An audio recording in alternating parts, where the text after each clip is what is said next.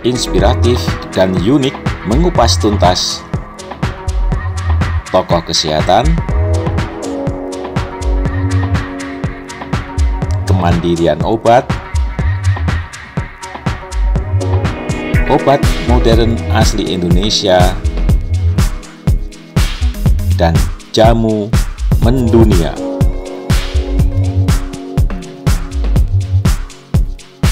Agar Kridasia Channel dapat terus berkembang, mohon dukungannya dengan like, share, dan subscribe.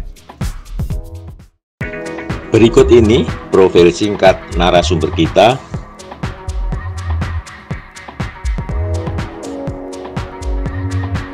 Latar belakang pendidikan, pengalaman kerja, pengalaman organisasi, dan lain-lain.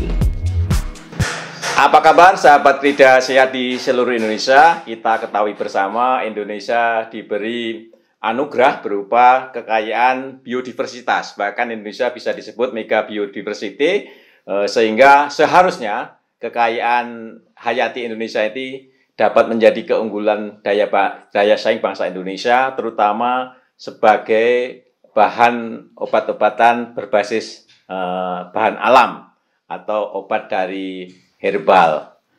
Telah datang di talkshow kita Dr. Wisnu Anantakusuma, pakar bioinformatika dari IPB Bogor. Beliau juga Ketua Umum Bioinformatika dan Biodiversitas Indonesia. Apa kabar, Dr. Wisnu? Alhamdulillah. Assalamualaikum. Waalaikumsalam warahmatullahi wabarakatuh. Tentunya kita gembira ada ilmu baru, ada kajian baru yang bisa untuk menunjang penemuan atau pencarian obat berbasis bahan alam. Silakan dijelaskan Dr. Wisnu, apa itu bioinformatika? Baik, terima kasih Pak Karyanto yang sudah memberi kesempatan saya untuk sama-sama belajar nih ya sebenarnya. Jadi sebenarnya mungkin kalau paling gampangnya kalau kita bicara tentang bioinformatika berarti terdiri dari dua kata ya, bio dan informatika. Biologi, dalam hal ini bio itu biologi terkait dengan biokimia, mungkin juga masuk kimia.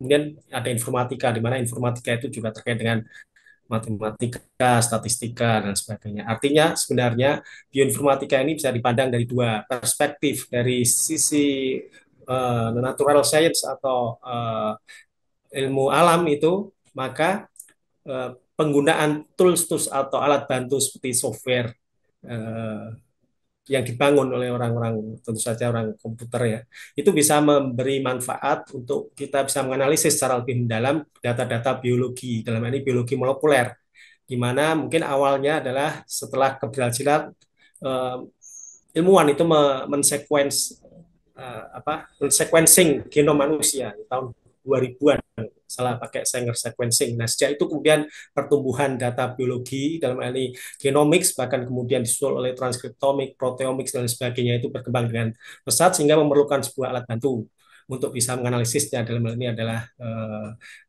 memerlukan alat bantu yang dikembangkan oleh orang-orang komputer dalam hal ini atau IT ya. Kemudian dari sisi orang IT sendiri sebenarnya bioinformatika ini lebih ke arah bagaimana kita itu memanfaatkan atau merancang algoritma. Yang dimaksud algoritma ini nanti macam-macam nih Pak, bisa sampai ke machine learning atau artificial intelligence yang sekarang sudah semakin populer itu ya, atau juga algoritma yang memang murni atau tidak atau dikembangkan berdasarkan skema-skema algoritma dasar dan juga mungkin algoritma perhitungan numerik dan sebagainya yang nanti bisa digunakan untuk menganalisis atau mencari pola atau mencari informasi yang menarik dari data-data tersebut. Itu seperti itu, sehingga diperlukan namanya kolaborasi nih sebenarnya, kolaborasi antara orang komputer, matematik, statistik dengan orang biologi, kimia, biokimia, farmasi dan sebagainya, di mana mereka yang punya data, mereka tahu kebutuhannya, bagaimana menganalisisnya, maka orang-orang komputer ini nanti akan menerjemahkannya menjadi sebuah tools yang nanti bisa dimanfaatkan untuk analisis lebih lanjut. Seperti itulah kira-kira mungkin sebagai awal. Dr. Wisnu bisa dijelaskan apakah ini dalam bentuk program komputer sehingga didesain khusus untuk apa itu pencarian obat dari bahan alam atau bagaimana mungkin bisa dijelaskan secara umum masyarakat ini adalah bentuk aplikasi atau hanya pengumpulan database kemudian diolah atau bagaimana kan kita ingin tahu nih dari Simplesia ini kok tiba-tiba bisa ditemukan potensi misalkan Simplesia A kemudian diprogram menggunakan bioinformatika kok bisa ditemukan pencarian penggunaan khasiat obat apa yang ada di Simplesia ini kan perlu dijelaskan lebih aplikasinya bagaimana itu Mas Wisnu ya. Ya, baik.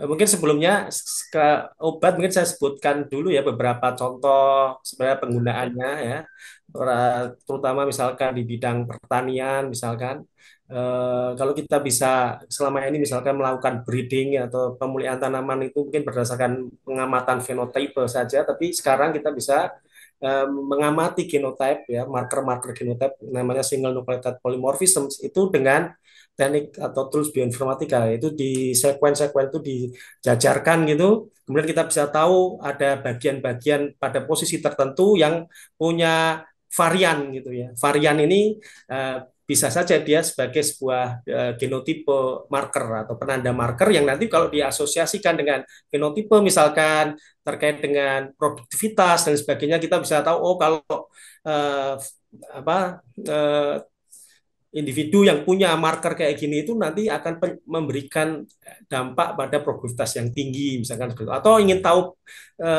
mungkin rentan terhadap penyakit tanaman tertentu misalkan kayak gitu. Itu kalau di pertanian.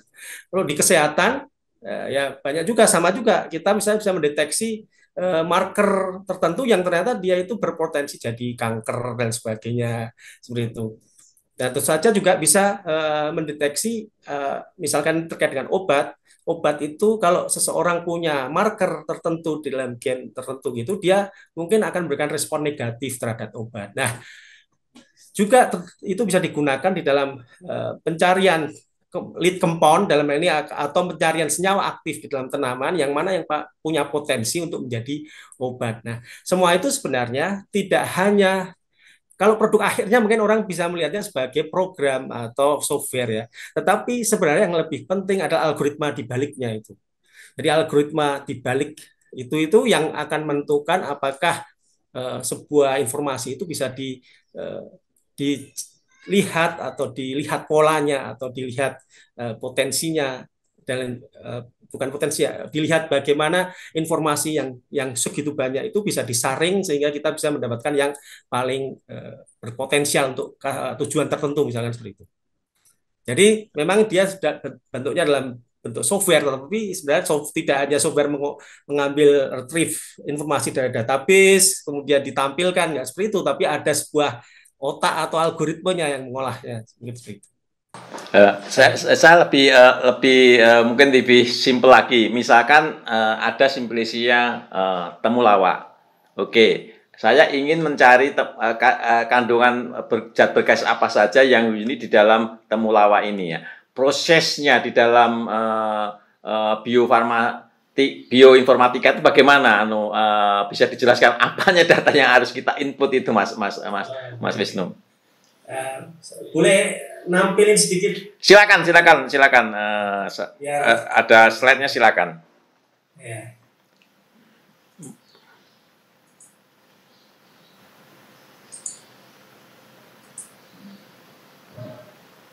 Nah, ini Pak Karyanto. Jadi ini umumnya orang dulu ya meneliti sebuah tanaman itu punya potensi kan warisan dari leluhur itu punya potensi terhadap penyakit tertentu langsung aja dibawa ke lab dan diuji toksisitasnya in vitro, in vivo dan sebagainya.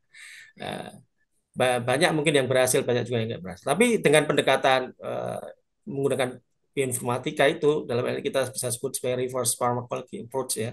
Ini kita bisa mengurai senyawa aktif apa yang ada di dalam tanaman itu, kemudian kita bisa mencari terutama dengan bantuan database publik yang dikumpulkan oleh banyak peneliti ya, dari penelitian-penelitian misalkan data-data protein, target dan lain sebagainya, data-data penyakit dan sebagainya, kita bisa menghubungkan antara tanaman, senyawa dan protein target ke penyakit gitu. Sehingga misalnya kita bisa tahu oh ternyata aktivitas dari senyawa yang ada di dalam misalkan pare itu mentarget protein A misalnya yang terkait dengan penyakit diabetes kayak gitu. Sehingga dari sini kita tapi itu kan mungkin banyak banget ya informasinya yang ternyata mungkin terhubung dan sebagainya.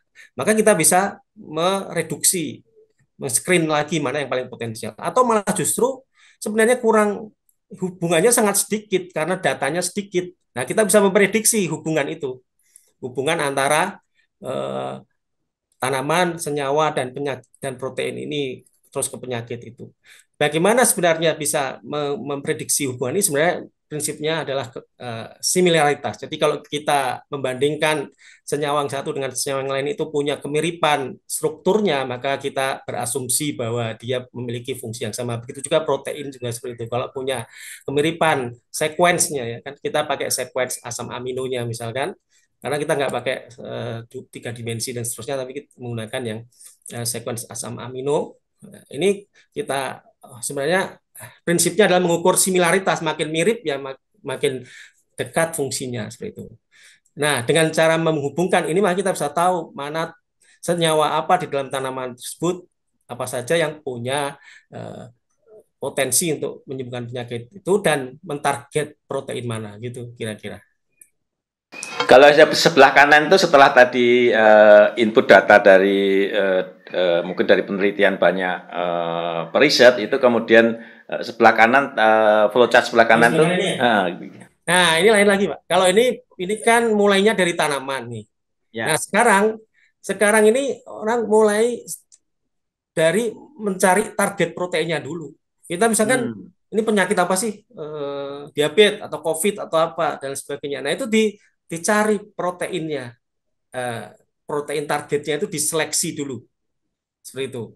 Jadi bukan menentukan komoditasnya. Nah, ini berpeluang untuk menemukan protein target penyakitnya ya. Ya, protein target penyakit. Misalkan diabetes. Jadi sistemnya dibalik, tidak mencari simplisnya itu gunanya untuk apa, tapi kita ketahui dulu protein target, baru nanti dicarikan apa itu proteinnya sesuai untuk target tersebut ya. Dicarikan senyawa yang nanti sesuai untuk protein target tersebut, akhirnya mengarah ke tanaman apa gitu. Jadi malah kita biodiversitas, eksplorasi biodiversitas itu di model yang ketiga ini. Kalau ini kan dari tanaman yang sudah diturunkan dari warisan nenek moyang, ini harus ini. Nah, kalau dari sini kita mungkin malah bisa menemukan tanaman baru yang selama ini belum pernah dieksplorasi gitu untuk obat dan sebagainya. Boleh dijelaskan lebih detail Mas Wisnu seleksi protein target dari penyakit tadi, terus bagaimana tahapan berikutnya itu, flowchart-nya ini? Jadi misalnya nih ya, kita misalkan apa diabetes gitu. Diabetes kan mungkin juga macam-macam, mungkin kita pilih salah satu. Kemudian kita masukkan itu informasi penyakit diabetes itu misalkan ke database OMIM ya. Di situ database OMIM itu memuat informasi penyakit dengan protein-protein targetnya. Nah, dari OMIM itu kita dapat banyak protein. Ya kan, misalkan ada sekian lah 100 protein dan sebagainya. Nah, kemudian protein-protein harus kita pilih kan mana yang paling potensial atau mana yang paling punya peran penting dan sebagainya gitu. Nah, kita menggunakan yang namanya string database untuk mendapatkan informasi interaksi antar protein gitu. Nah, apa gunanya kalau kita mendapatkan itu? Kita bisa membangun sebuah network atau jaringan, jejaring ya, informasi interaksi protein dengan protein yang lainnya. Kenapa itu diperlukan? Ya karena kita ingin melakukan eksplorasi nih. Jadi ceritanya itu eksplorasi protein target gitu. Mana yang paling punya peran penting. Nah, paling mudah adalah merepresentasikannya ke dalam jejaring ya, atau network. Jadi melakukan network analisis seperti halnya kita melakukan network analisis pada media sosial. Ya. Jadi kita bisa tahu siapa influencernya, siapa yang punya peran penting. Kalau dia itu nggak ada itu jejaringnya itu pecah jadi beberapa bagian misalnya kayak gitu. Jadi nggak apa jalannya terputus misalkan koneksi apa komunikasinya terputus. Nah itu kita bawa itu kita adopsi ke dalam jejaring protein-protein interaction sehingga kita bisa tahu ternyata kalau ada dapat protein itu yang degree itu berarti jumlah linknya itu paling tinggi maka dia berpotensi jadi pusat pengontrol atau regulator di dalam sebuah interaksi protein-protein tersebut. Nah, kalau kemudian kita sudah dapatkan itu beberapa protein yang punya degree tinggi atau punya betweenness centrality itu berarti yang menjadi penjembatan protein yang lain, maka kita lihat peran dia di dalam sebuah proses biologi, di dalam pathway. Nah, ini melalui ini enrichment analysis itu. Jadi kita tahu nih protein ini ternyata perannya di pathway ini. Ya, pathway ini kan mengatur apa tidak terkait dengan diabetes itu kita jadi tahu. Sehingga kita tidak asal melakukan screening semua protein itu biayanya mahal. Ataupun perlu effort yang besar, misalkan langsung melakukan virtual screening pakai docking semuanya di screen. Kalau punya apa namanya infrastruktur HPC atau komputasi berkredit tinggi yang bagus ya mungkin bisa ya. Tapi tetap aja effortnya banyak. Kita harus ngumpulin data 3 dimensinya semua, data struktur senyawanya semua. Nah, kalau ini kan kita udah filter dulu, kita tapis dulu, kita saring dulu mana yang paling penting. Nah, itulah nanti yang kita baru dicek. Nah, diceknya pertama kali adalah dengan enrichment analysis ini. Kita lihat dia itu berperan di proses biologi apa, dia itu punya fungsi molekuler fungsinya seperti apa, dia itu ada di pathway yang mana. Nah, seperti itu. Mungkin contohnya yang pernah kita lakukan adalah ketika COVID itu. COVID ini kan bukan hanya penyakit tunggal COVID-nya, tapi justru yang bikin bahaya kalau ada hyperinflamasi terjadi, ya kan? Ada badai sitokin dan sebagainya. Nah, dari situ ternyata setelah kita analisis memang banyak peran beberapa protein yang menyebabkan terjadinya apa namanya tadi itu badai sitokin itu yang memperparah COVID-nya. Nah, kan kita bisa memperluas itu dengan konsep network analysis ini untuk menyertakan penyakit-penyakit komorbid. Jadi protein-proteinnya si penyakit komorbid diikutkan juga di analisis bisa kayak gitu. Oke Mas, sudah ketemu seleksi protein target dari penyakitnya. Ya. Bagaimana menghubungkan dengan protein yang cocok dengan Simplicia target yang kita ambil sehingga nanti ketemunya itu bagaimana menghubungkan temuan seleksi protein target dari penyakit dengan protein yang ada di dalam Simplicia. Ya, berarti kita sudah misalkan punya 3 atau 5 protein target gitu ya Pak ya. Nah, terus kita punya 100 senyawa aktif di sebuah tanaman atau siklus. Nah, kalau mau model yang paling mudah ya kita docking aja. Ya kan? Antara 100 dengan 5 itu. Tapi itu tidak saya lakukan dalam penelitian saya karena saya tidak ada di ranah docking. Itu masih kita lakukan lagi dengan cara memprediksi interaksi antara protein target tadi dengan Simplicia dengan memanfaatkan informasi dari obat-obat, salah satunya adalah obat-obat konvensional. Ya, jadi misalkan ya, kita kan sudah punya 5 protein itu, kita cari di database drug bank, PubChem dan sebagainya, senyawa apa sih yang berinteraksi dengan tanaman ini? Dengan protein ini gitu. Kemudian kita bangun model machine learning-nya. Dilatih itu bahwa kalau senyawa ini dengan protein ini dia punya interaksi, kalau ini enggak, kalau ini punya. Nah, itu dilatih mesin learning-nya. Nah, nanti model yang dihasilkan itu dari mesin learning itu kita pakai untuk menguji tanaman senyawa dari Simplicia itu. Apakah dia punya interaksi dengan protein apa. Jadi si mesin kita itu belajar dari data obat-obat yang kita kumpulkan di internet yang nantinya kita pakai untuk memprediksi senyawa dari Simplicia. Nah, senyawa dari Simplicia yang sudah terprediksi punya interaksi itu baru kita larikan misalkan ke mana? Ke docking atau mungkin kalau nggak pakai docking ya langsung uji in vitro, in vivo dan seterusnya. Jangan lupa tonton video menarik kami lainnya. Kalau machine learning tadi, Mas Wisnu, apakah itu sudah ada software-nya atau bisa dibangun secara mandiri oleh apa itu perusahaan produsen obat herbal misalkan. Jadi machine learning itu sebuah algoritma yang bisa kita generate sendiri, maksudnya kita coding sendiri bisa. Tapi bisa juga kita menggunakan tools yang mudah lah, tinggal drag and drop, Yes. drag and drop gitu. Kayak Orange misalkan, Orange itu kita misalkan mau pakai metode machine learning random decision tree misalkan, namanya misalkan decision tree atau support vector machine, itu tinggal diambil datanya dari dihubungkan dengan mesin learning itu, kemudian di set parameternya, keluar hasilnya gitu. Tapi kelemahannya itu kita seringkali sebenarnya dalam membangun model itu kan kompleks ya. Jadi non-linear biasanya itu. Non-linear itu ya pokoknya solusinya itu biasanya fungsinya untuk memisahkan ini kan masalah pemisahan ini ya.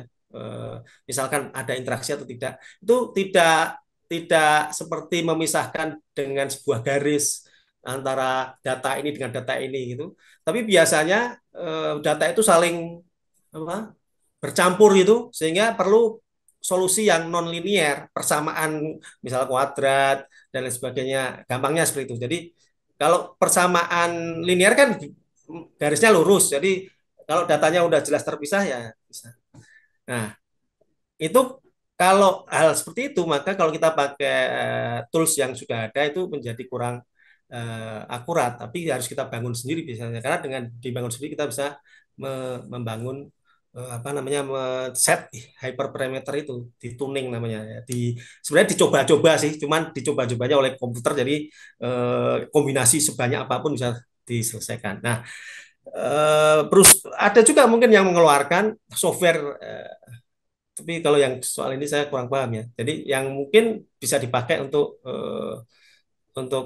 memilih protein target atau melihat bagaimana ada nggak interaksi antara senyawa itu dengan target. Contohnya bisa dipakai di internet yang namanya Swiss spread ya, Swiss prediction. Jadi kita punya senyawa apa, kemudian dimasukkan aja ke website itu, nanti dia akan memprediksi kira-kira senyawa yang kita miliki itu berinteraksi dengan protein yang mana aja. Nah, selama ini kita sih karena orang komputer science jadi membangun sendiri model itu, yang sebenarnya fungsinya mirip dengan Swiss spread tadi yang sudah banyak digunakan orang lain. Kalau keunggulannya menggunakan metode bioinformatika itu apa, Mas Wisnu, bisa disebutkan apa aja keuntungan, keunggulannya jika kita dalam model pencarian formula jamu ini menggunakan bioinformatika?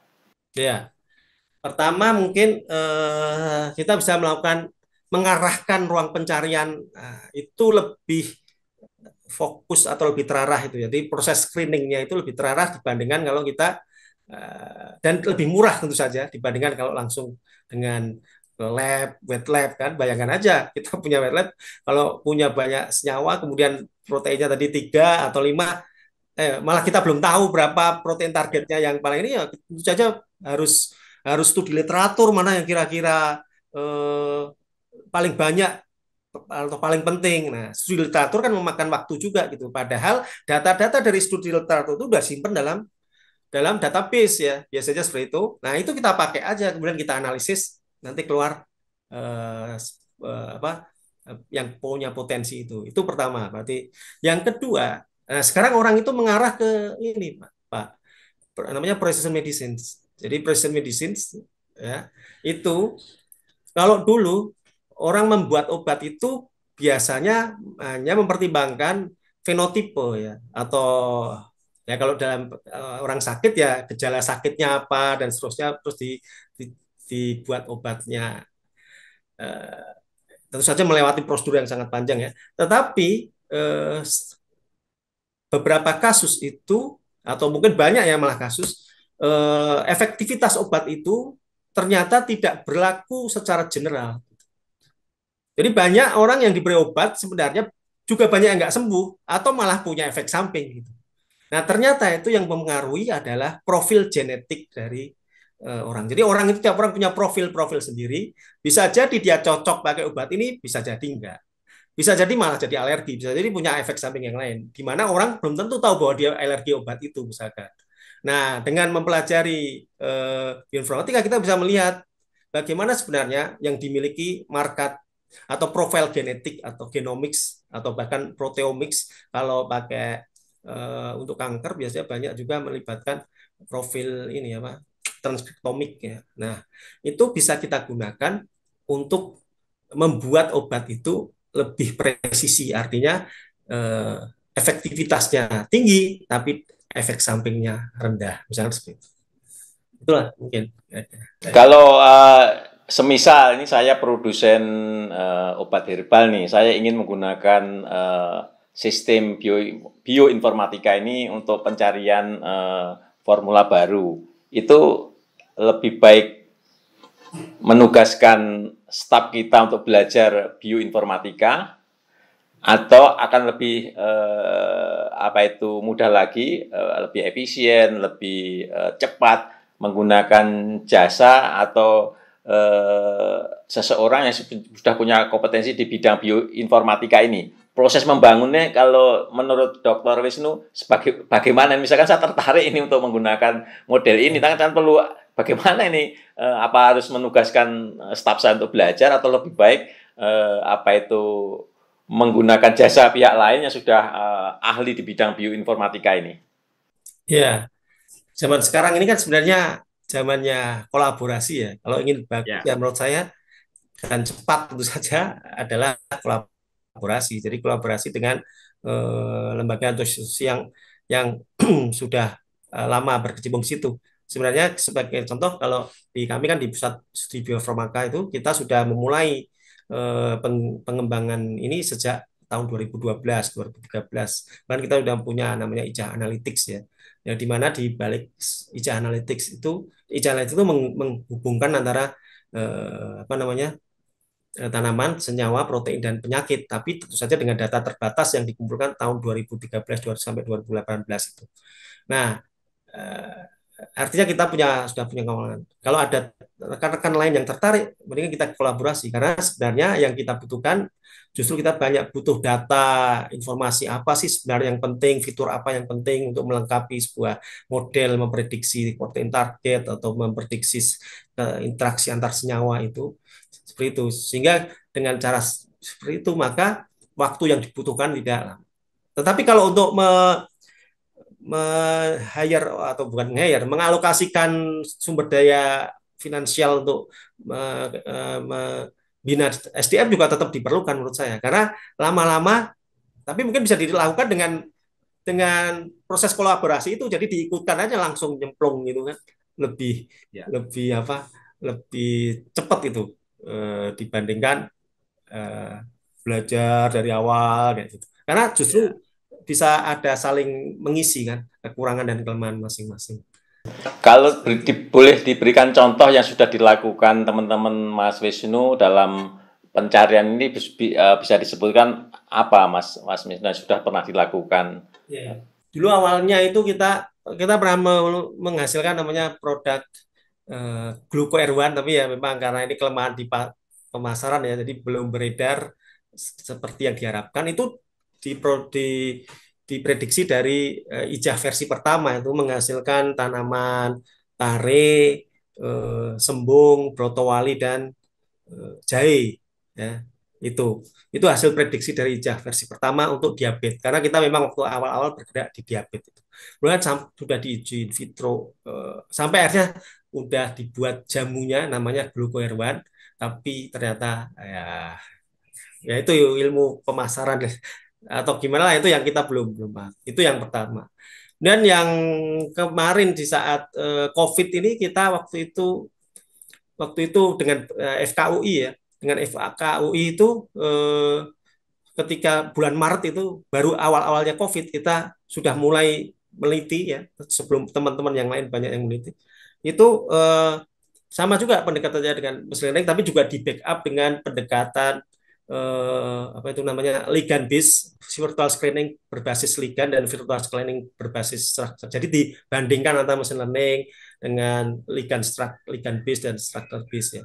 Itu menghasilkan salah satunya beberapa senyawa flavonoid ya, ada hesperidin dan sebagainya yang kemudian disimpulkan oleh teman-teman ini kayaknya kalau kita kemudian bukan konversi, kita lihat ke biodiversitas kita, ya paling paling banyak untuk mudah didapatkan waktu itu adalah jambu biji merah. Jadi waktu itu kan sempat dilakukan apa namanya konferensi pers ya di FKUI ya, kemudian jambu biji merah itu pernah sedikit susah dicari di peredaran dan sebagainya. Selain jambu biji merah juga mungkin bikin misalnya dari kulit jeruk atau yang bisa dibikin mungkin infus water dan sebagainya. Tentu saja itu tujuannya bukan pengobatan tapi pencegahan dan seperti itulah kira-kira. Itu yang mungkin pernah kita dapatkan, termasuk yang mungkin yang beberapa dari yang ada sekarang, salah satunya yang kemuning untuk apa namanya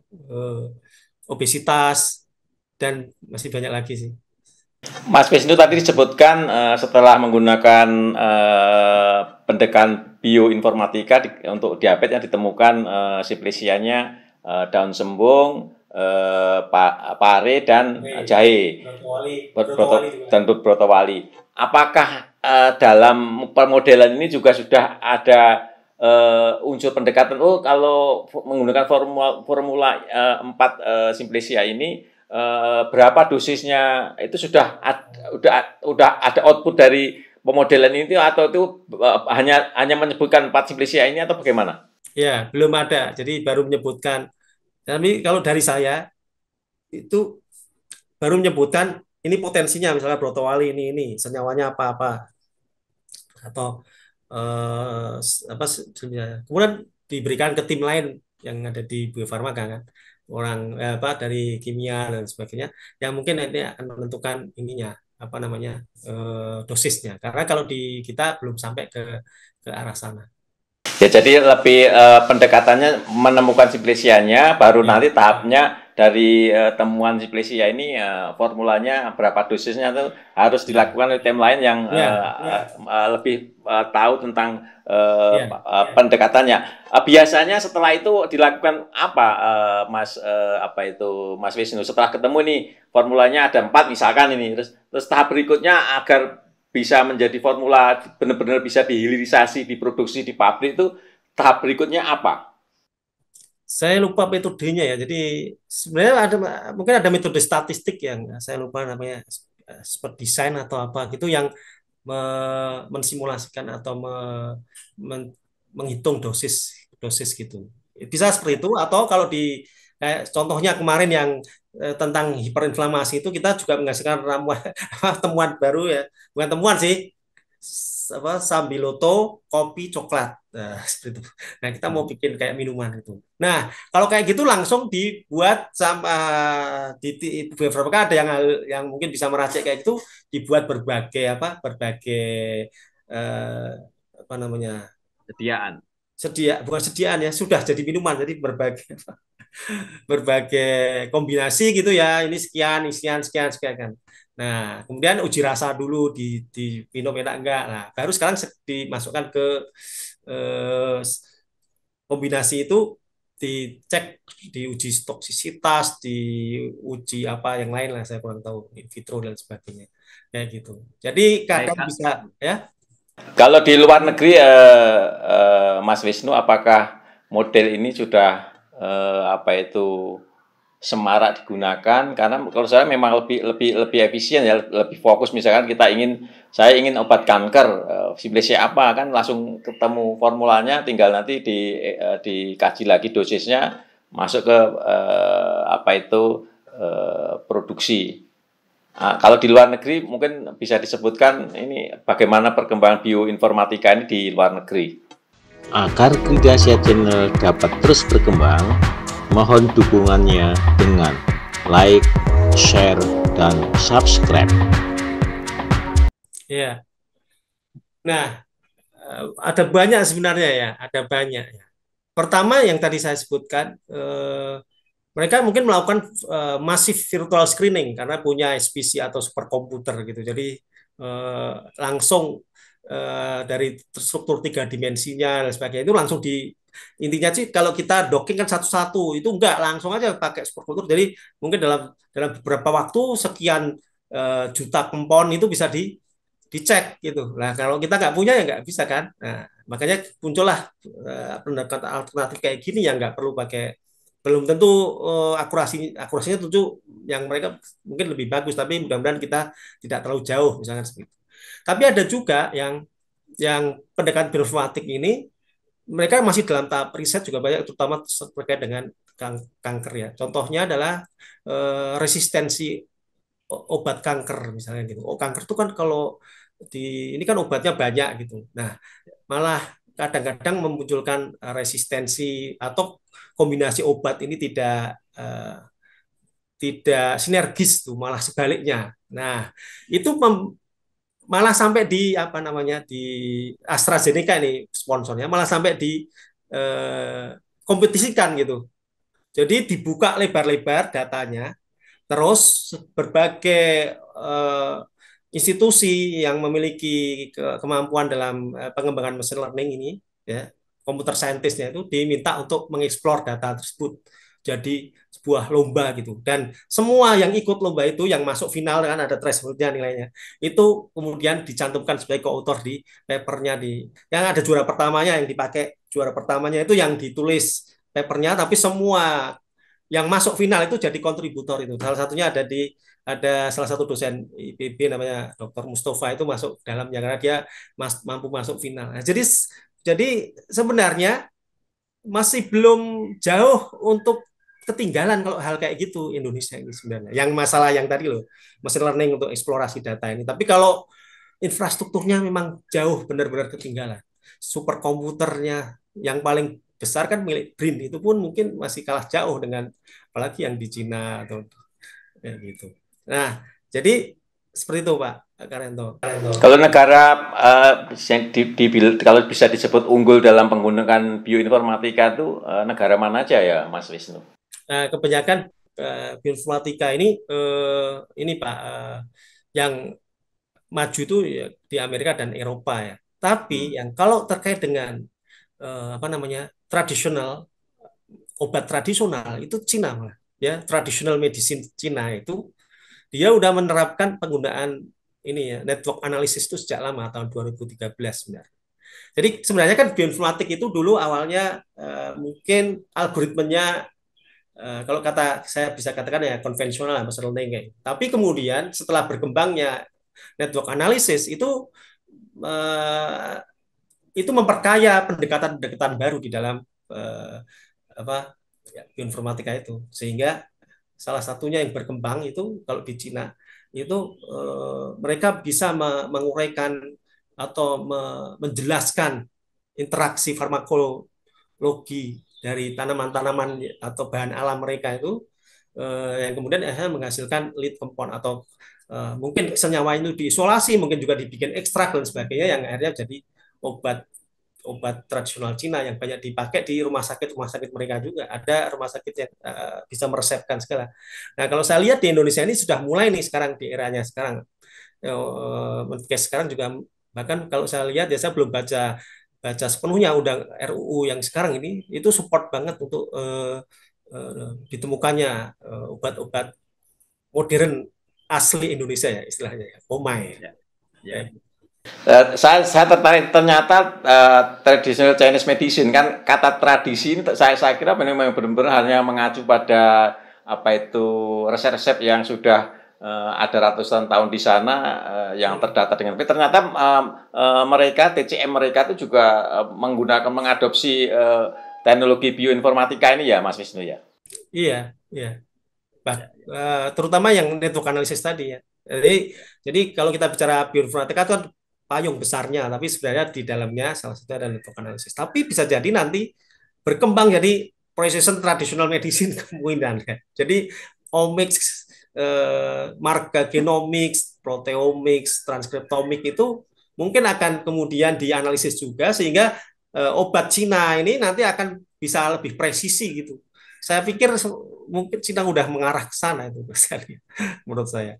Saya kira ini informasi baru kan, konotasinya kan obat tradisional Cina itu ya resep-resep leluhur apa itu masyarakat Cina yang dimodernisasi dalam bentuk penyajian, tapi ternyata sudah menggunakan pendekatan bioinformatika dan sehingga presisinya lebih bagus. Oke, tadi disebutkan metode ini bagus untuk pengembangan obat modern asli Indonesia atau OME yang sekarang sedang dibangun apa itu pengembangannya ya, khususnya atau obat-obat herbal yang fitofarmaka. Bisa disebutkan apa itu jika kita menggunakan pendekatan ini, Mas Wisnu? Ya, jadi pendekatan itu basisnya data ya, karena itu sebenarnya berada di era data ya, era keempat ya, era keempat setelah teknologi informasi. Jadi eh, era pertama itu eksperimental, kemudian theoretical. Theoretical itu ditandai dengan kemajuan teori fisika, matematika dan sebagainya mungkin dipelopori oleh Newton dan kawan-kawannya itu atau sebelumnya. Nah, kemudian muncul teknologi informasi. Nah, informasi kemudian mempengaruhi semua aspek kan, akhirnya menjadikan banyak data. Nah, data inilah yang penting sebenarnya. Tapi kelemahan di kita ini, data itu ada di masing-masing peneliti. Bahkan mungkin penelitinya pun sudah lupa datanya ada di mana. Ya. Mungkin masih di kertas mana, di mana. Nah, tantangan terbesar adalah kalau kita bisa mengumpulkan data itu, misalkan data senyawa atau data simplisia, data senyawa, data target proteinnya, data apanya lah semuanya itu kita kumpulkan, penyakitnya apanya dan sebagainya. Nah, baru kita bisa secara optimal memanfaatkan itu. Kalau enggak ya kita pasti mengandalkan data-data yang udah tersimpan di eh, internet yang sebenarnya mungkin belum tentu itu berasal dari bahan, belum tentu kita juga memiliki bahan alamnya atau apa dan sebagainya. Jadi eh, masih terbatas. Nah, kalau bisa mungkin ini harus tanggung jawab bersama ya, baik itu institusi pendidikan atau pemerintah, termasuk juga jamu digital ini kan namanya jamu digital. Berarti kan salah satunya ya gimana itu supaya repositori yang lengkap tentang obat apa tanaman-tanaman obat kita itu bahkan bukan hanya tanaman Pak karena itu ya itu bisa dari bahan laut ya seperti teripang kita juga melakukan nih teripang dan mungkin kuda laut dan macam-macam lah. Nah itu bisa di repositorikan dan bisa dibuka seluasnya pada peneliti Indonesia untuk memanfaatkannya. Mas Wisnu, yang teman-teman IPB itu kan sudah membangun apa itu apa sistem ini. Apakah bisa digunakan oleh teman-teman produsen atau mungkin juga siapapun yang punya interest untuk mengembangkan formula jamu ya?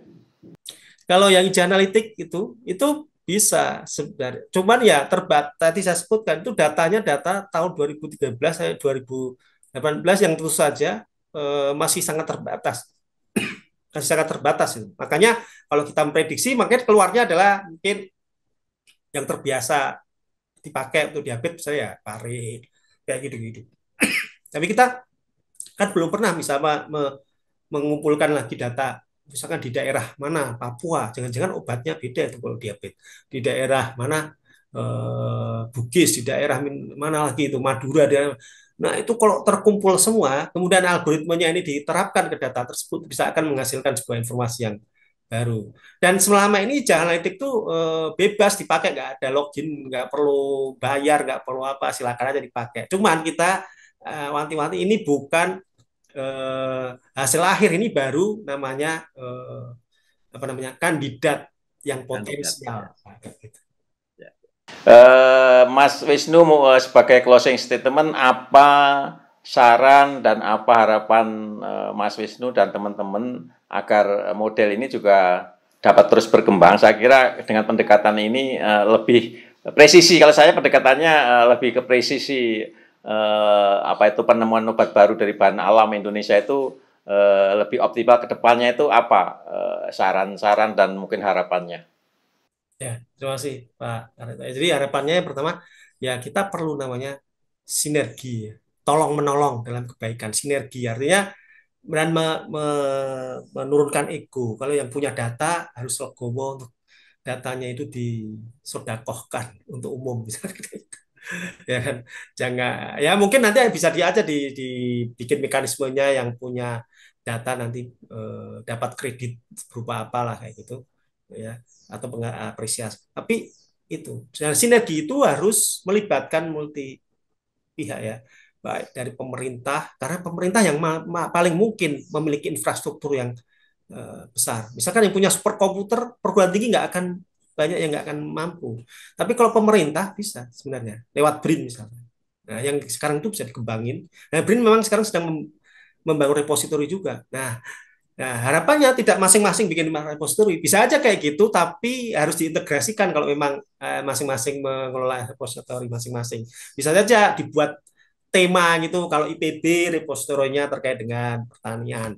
Kalau apa misalkan BRIN apa, kalau UI, kalau ITS, kalau ini nah, masing-masing punya punya repositori, tapi kemudian eh, di saya kurang paham ya maksudnya, tapi kalau bisa kemudian diintegrasikan itu sehingga informasi yang tersebar itu bisa eh, diakses oleh siapapun yang memerlukan untuk riset.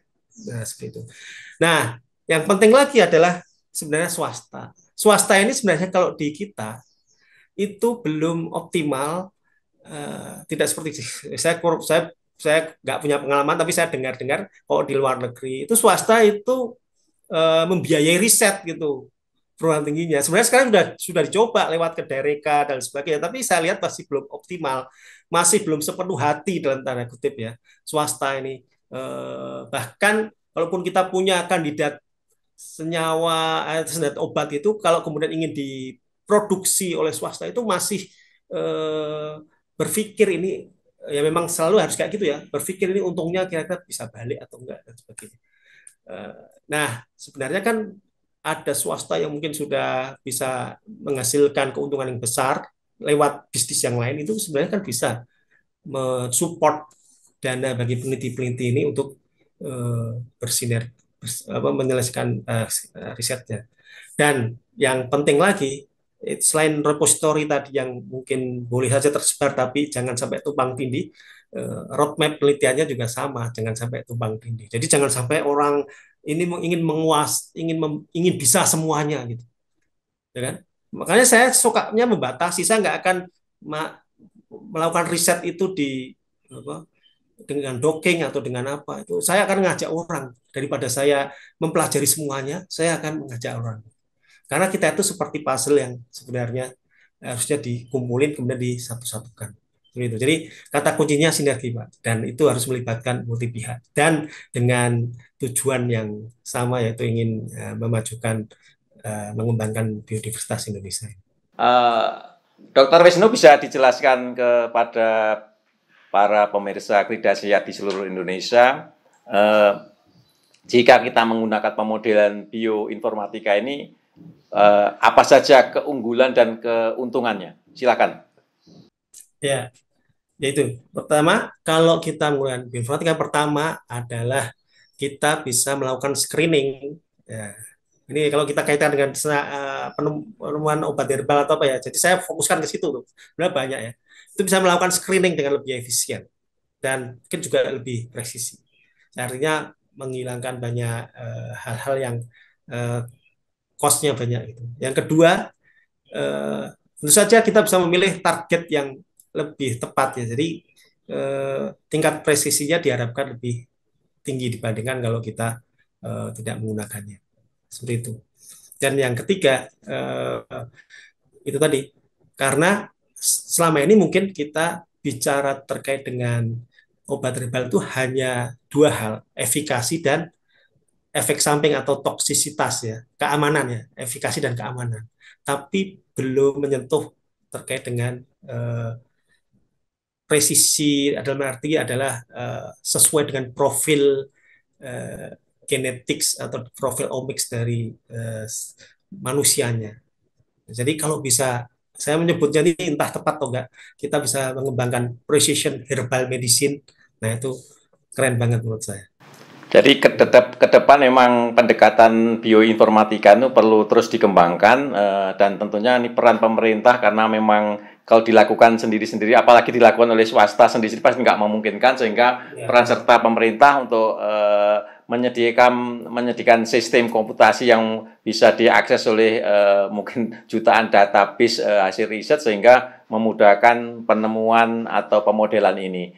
Kalau kendalanya yang sekarang dihadapin apa, Mas Wisnu? Kendalanya, ya itu kita contoh nih, Mas. Itu sebenarnya sekarang ini terkait benchmarking ya.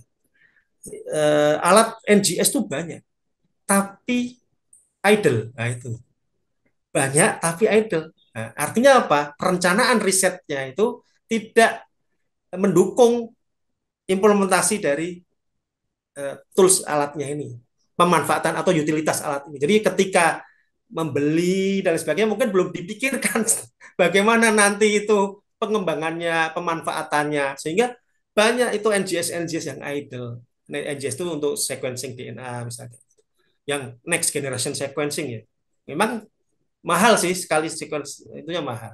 Nah, kalau itu bisa diatasi kalau roadmap-nya jelas, duduk bersama, ya mungkin dari pemerintah lagi nih saya melihat seperti itu.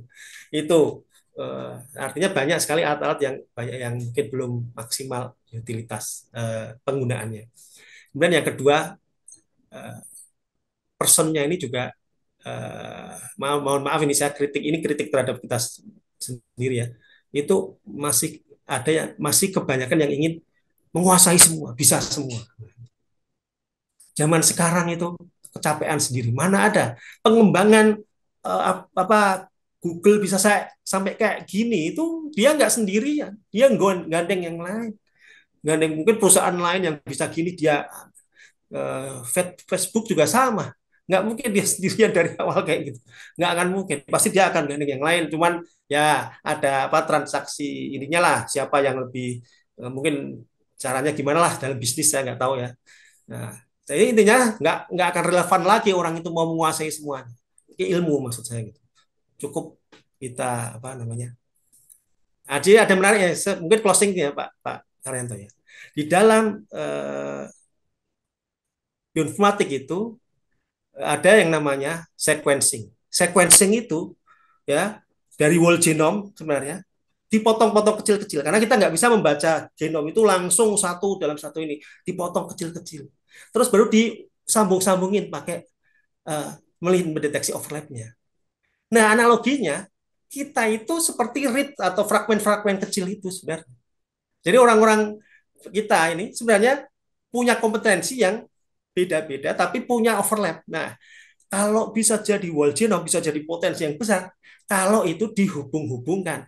Jangan yang kecil ini pengen semuanya bisa, nggak bisa, harus ngajak orang lain dihubung-hubungkan, potensinya jadilah potensi yang besar. Contohnya Pak Karyanto ngajak saya lah kayak gini nih, harus makin dorong. Seperti itulah kira-kira. Terima kasih Dr. Wisnu, penjelasannya cukup detail, tapi memang kalau kita ulas akan perlu 1 semester ini kajiannya, karena tahapannya juga nggak mudah, pemodelan juga nggak mudah, penyusunan algoritmanya juga harus punya database yang lengkap, dan itu juga menjadi kendala. Namun ke depan pemodelan bioinformatika ini menjadi bagian yang sangat menarik dalam rangka untuk precision traditional medicine yang berbasis biodiversitas Indonesia. Terima kasih Dr. Wisnu. Salam sukses selalu. Mudah-mudahan ke depan makin banyak penemuan-penemuan hasil pemodelan bioinformatika ini. Terima kasih. Terima kasih Anda telah menonton Krida Sehat Channel. Terus berikan dukungan dengan like, share, dan subscribe.